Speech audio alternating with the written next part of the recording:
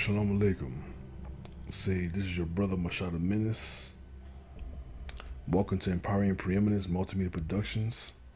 I want to give all praise to the Most High Yahweh, the Father of Yahweh Shai, pre and post incarnate into the flesh, and the Father of Abraham, Isaac, and Jacob.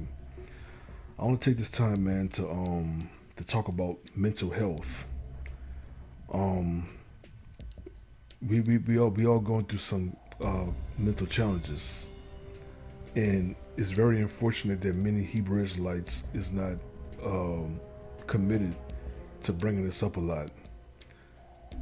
And I don't know what the reason is, but I'm pretty sure the reasons may vary. I'm almost sure, 100% sure that the reason why they don't want to talk about this because it's not gonna get them a lot of views. Once again, mental health is very, very critical.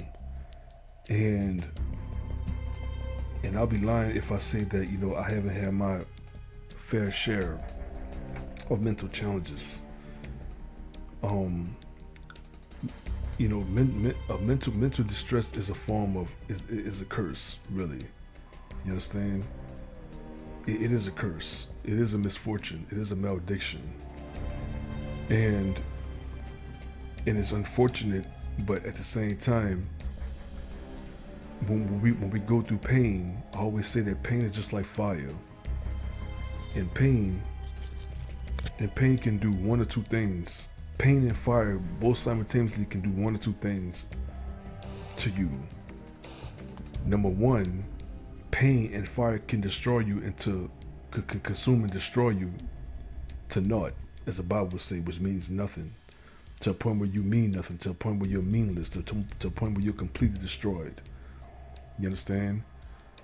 Pain can destroy you to a point where you are absolutely defeated, and there's no way for you to recover. It's just like a person who's literally burnt to death. You understand? When a person literally burnt to death, the person's been absolutely been deactivated and deleted from existence. But pain, just like fire, can also refine you and reform you. You see what I'm saying?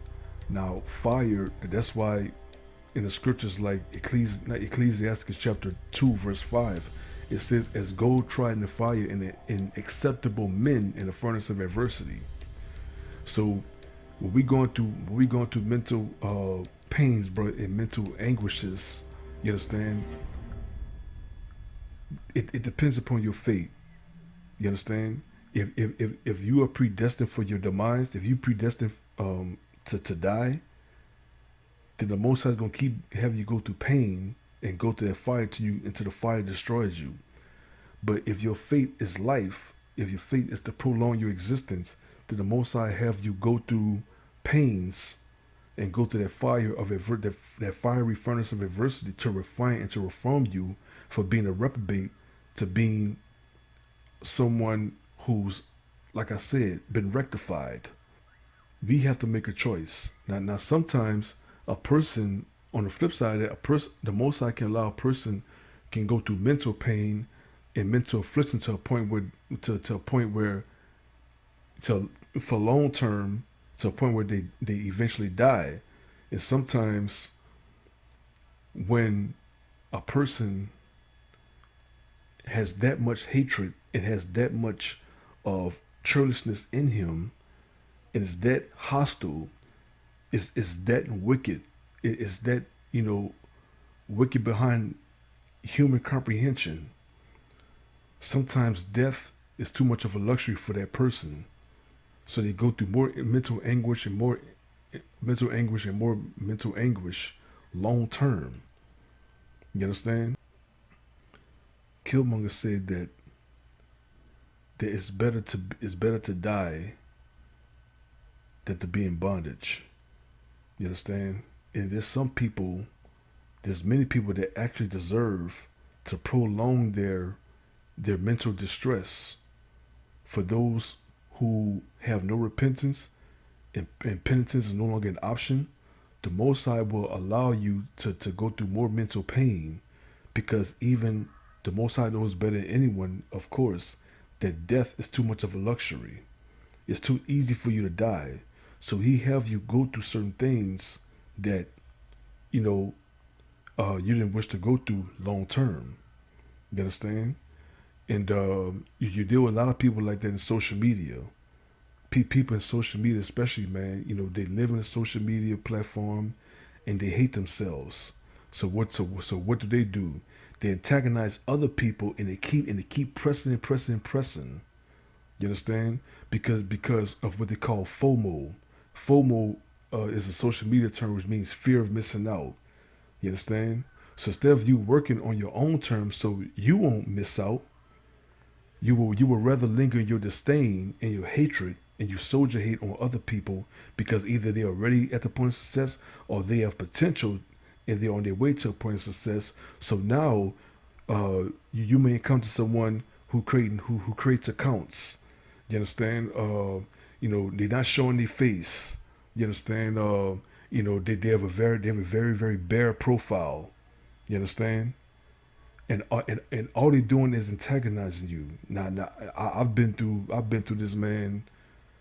For years. You understand? Between YouTube, people stay doing this on YouTube, and it's even worse on Facebook. You understand? And people will do this, man, because they have no life for themselves. You understand?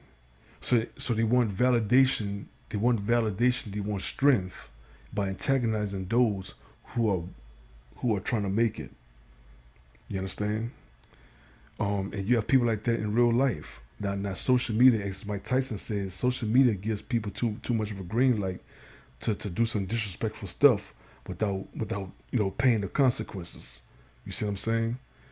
So people hide behind social media because social media is like a refuge. Social media has become more of a refuge, man, for very very wicked people.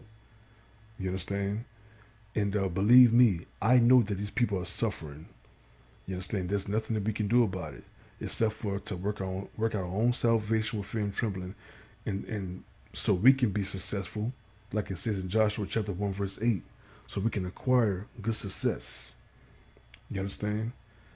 So I get people coming to me. I used to get people coming to me all the time, man. They want me to consult with them because they're dealing with some mental issues and things like that. And it's mostly social media. They call me, man. They tell me about their problems. Usually involves women, whatever the case may be. And I don't mind doing it. I don't mind doing it. I don't mind consulting, but I'm at the point where I'd rather be compensated. You see what I'm saying? Because my time is precious too. You understand? So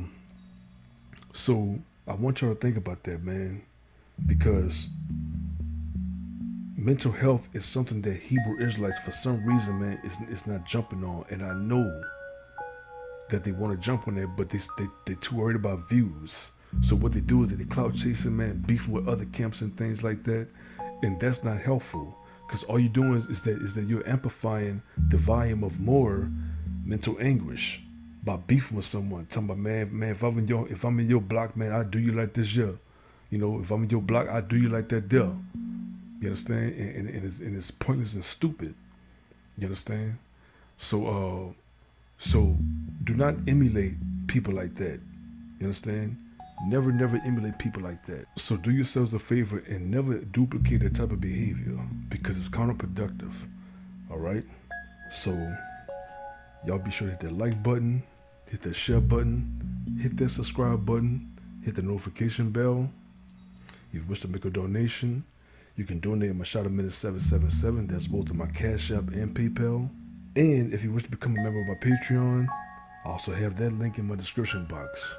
And fellas, keep in mind, be a majestic transcendental alpha, not a pathetic detrimental beta.